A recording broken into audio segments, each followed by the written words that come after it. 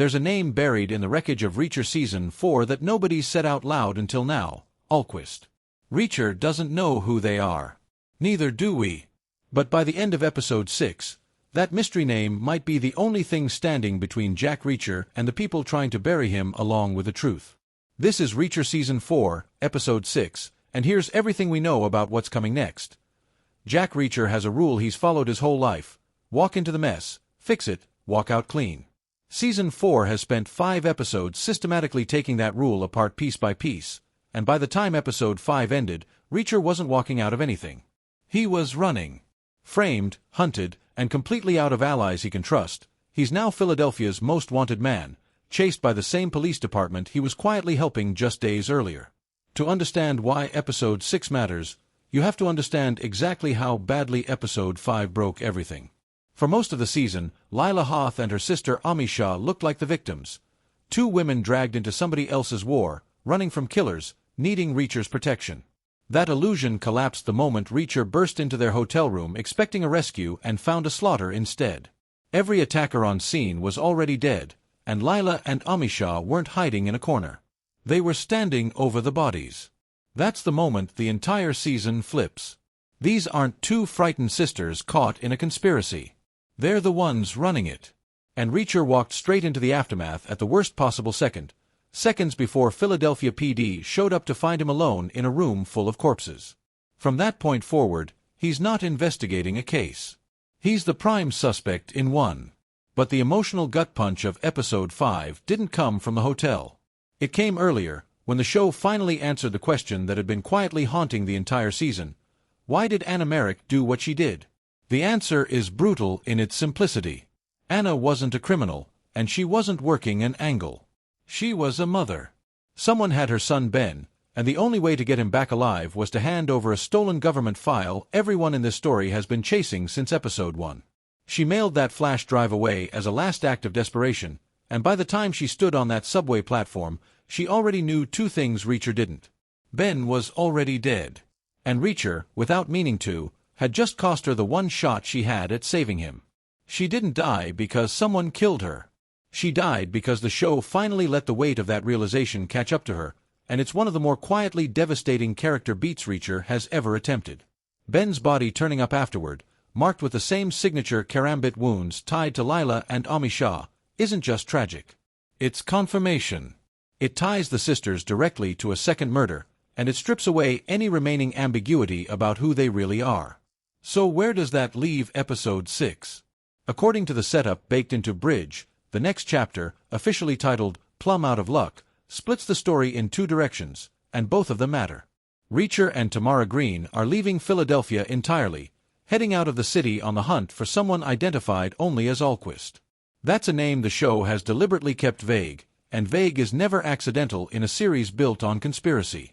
Whoever Alquist turns out to be, the fact that Reacher is willing to abandon the city where he's a wanted fugitive to go find this person tells you how high the stakes have climbed. This isn't a loose thread anymore. It's the thread. Meanwhile, back in Philadelphia, Jacob and Plum are left to handle their own crisis, and Jacob in particular is not the same character he was 3 episodes ago. Watching his sister Anna die and then losing his nephew Ben pushed him from grieving bystander to someone willing to pull a trigger, and Episode 5 already proved that shift is real. He took direct, violent action against the people responsible, rather than waiting for Reacher to do it for him. Episode 6 has to deal with the consequences of that choice, and consequences in this show rarely come cheap.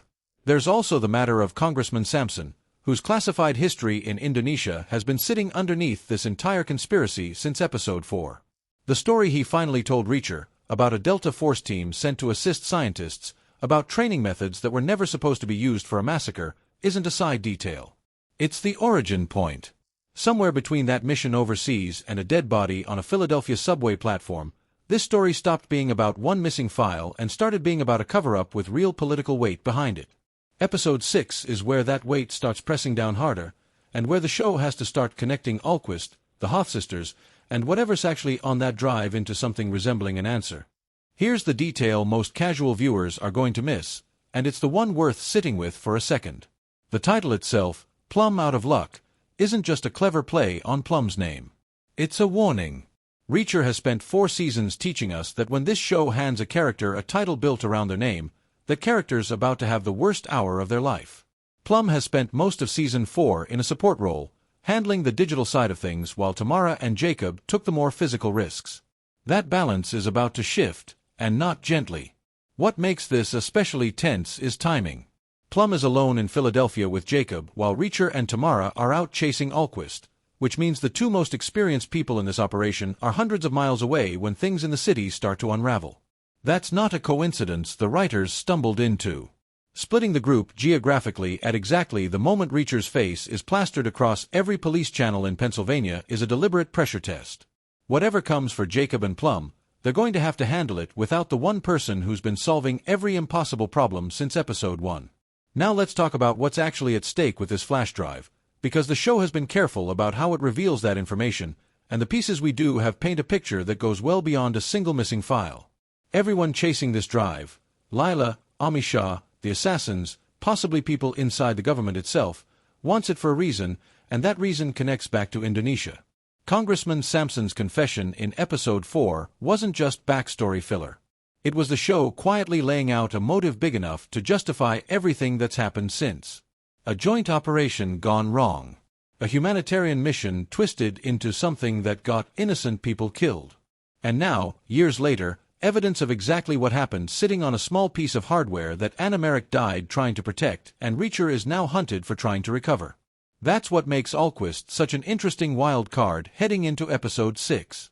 The name has surfaced without context, without a face, and without any indication of which side this person is actually on. Is Alquist someone who can clear Reacher's name? Someone connected to the original Indonesia operation? Or someone working for whoever's been trying to silence this story from the very beginning? The show hasn't tipped its hand, and that ambiguity is exactly the kind of setup Reacher has used successfully before. Introduce a name with weight attached to it, let the audience build their own theory, then subvert or confirm it at the moment it hurts the most. There's also a quieter storyline running underneath all of this that's easy to overlook when the plot is moving this fast, and it involves Reacher's relationship with Lila herself. Alan Ritchson has openly discussed how this season pushes Reacher into more emotionally complicated territory than the character usually allows himself, and Lila is at the center of that shift. For a character built almost entirely around emotional detachment, solve the problem, move on, don't get attached. Spending half a season believing Lila was someone worth protecting, only to discover she orchestrated violence around him the entire time, isn't just a plot twist. It's personal. Episode 6 is going to have to reckon with that betrayal in some way, even if the show keeps Reacher's reaction understated the way it usually does. Watch for how he talks about her, or refuses to, in scenes with Tamara during the Alquist search. That kind of restraint is often where this version of Reacher says the most while doing the least. It's also worth remembering where this show is in its overall structure. With episode 6 airing, season 4 has 3 episodes left, which means the back half of this season is no longer about building the conspiracy. It's about resolving it. Every thread the writers have been carefully spacing out: Sampson's Indonesia history, the Karambit killings, Anna's sacrifice, Ben's death, the Hoth sisters' true allegiance, and now Alquist, has to start converging. Shows built on this kind of slow-burn mystery structure tend to use their 6th episode as the pivot point, the moment where separate storylines stop running parallel and start crashing into each other. Based on everything set up in Bridge, that's precisely the position Plum out of luck is sitting in. And there's a real production detail that adds some weight to how grounded this season feels compared to previous years. Much of Season 4 was filmed across actual Philadelphia locations, with additional production work done in Ontario, Canada, across a shoot that ran from mid-2025 through late 2025. That's a longer, more geographically spread production than earlier seasons, and it shows up on screen in how lived in the city feels. The subway chase, the hotel, the police precinct, all of it carries a texture that makes Reacher's manhunt feel uncomfortably plausible rather than like a generic TV backdrop. So heading into episode 6, here's where everyone stands. Reacher and Tamara are out of the city, chasing a name that might be the key to everything or might be another dead end. Jacob and Plum are alone in Philadelphia, dealing with problems the show has deliberately kept vague, in a title that's practically daring them not to survive it cleanly. Lila and Amisha are still out there, more dangerous and more motivated than anyone realized. And somewhere in the middle of all of it sits a flash drive that started as a mother's last act of love and has become the single most dangerous object in the entire season. Step back for a moment from the plot mechanics and look at what this season has actually been building toward, because it's easy to get lost in flash drives and karambits and forget what's underneath all of it. This is a show about the cost of loyalty. Anna Merrick died protecting her son. Jacob crossed a line he can't uncross, avenging his sister. Tamara has put her career and possibly her freedom on the line, chasing answers nobody asked her to chase. And Reacher, a man who spent 3 prior seasons and a career before that keeping everyone at arm's length, is now a fugitive because he tried to save 2 women who turned out not to need saving at all. Every major choice this season has come from someone deciding another person's life mattered more than their own safety. Episode 6 is where that pattern either gets rewarded or gets punished, and given how this show has operated so far, there's no guarantee it's the former. That's really what makes Plum Out of Luck worth paying close attention to. It's not just about whether Reacher finds Alquist, or whether Jacob and Plum survive whatever's waiting for them back in Philadelphia.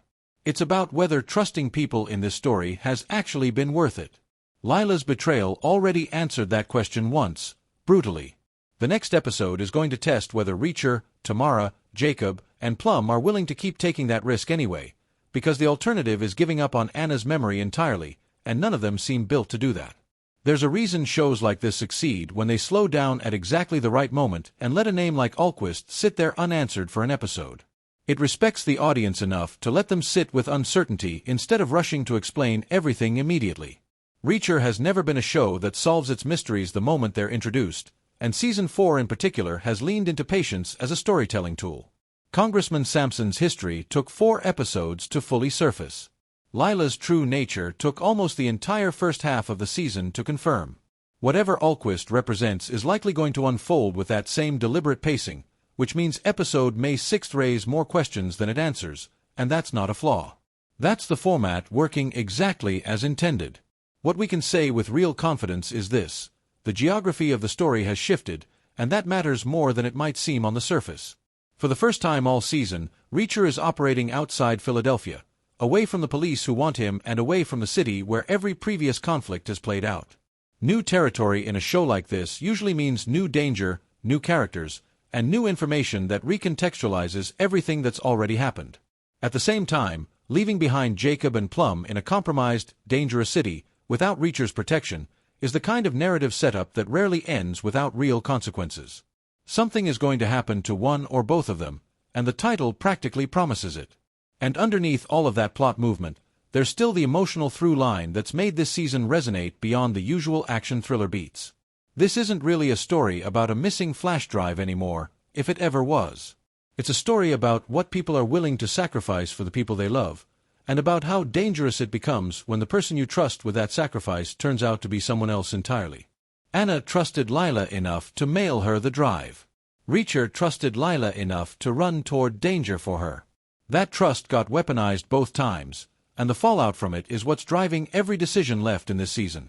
Episode 6 is where the people still standing have to decide whether they're willing to trust anyone else, including each other, with everything on the line. We're heading into the final stretch of Reacher Season 4 now, and the show has earned enough goodwill through 5 tightly constructed episodes to make Episode 6 feel like appointment viewing rather than just another installment. Whether Alquist turns out to be an ally, an enemy, or something far more complicated than either, and whether Jacob and Plum make it through whatever's coming for them in Philadelphia, this is shaping up to be the episode where Season 4 stops setting up its conspiracy and starts paying it off. So here's the real question heading into Plum Out of Luck. Do you think Alquist is going to help Reacher clear his name, or is this just another trap dressed up as a lead? And after everything Jacob's already done, is Plum about to be pulled into the same kind of violence he's already crossed into? Drop your theories in the comments, because I want to see what you're all predicting before this episode drops. If this breakdown helped you get ready for Episode 6, do me a favor and hit that like button. It genuinely helps this channel grow. And if you haven't already, subscribe so you don't miss our coverage the moment Plum Out of Luck drops. We'll be back with a full recap and breakdown as soon as it's out. Thanks for watching, and I'll see you in the next one.